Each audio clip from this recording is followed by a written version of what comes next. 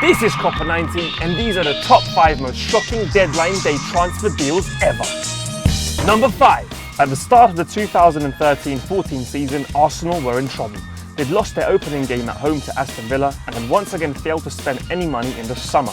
The fans were revolting, bloggers were crying, and there was a huge cloud hanging over the Emirates, with many supporters demanding Arsene Wenger be sacked. But then, on deadline day, and seemingly out of nowhere, a saviour arrived.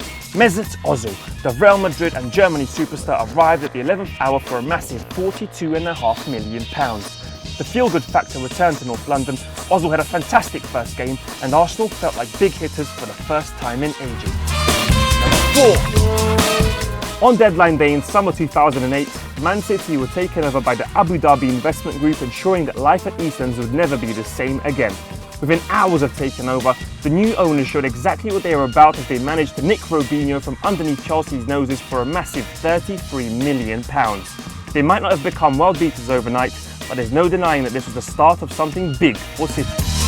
Number 3. In 2006, Ashley Cole moved from Arsenal to Chelsea in one of the most infamous transfers in recent history.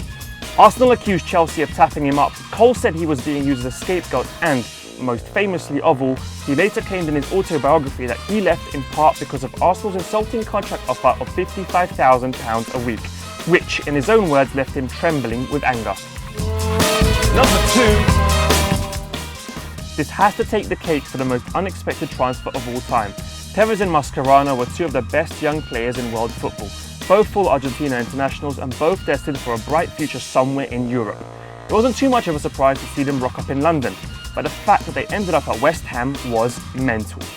There were plenty of rumours about dodgy deals going on, and in time it emerged that there were irregularities due to a third-party ownership issue.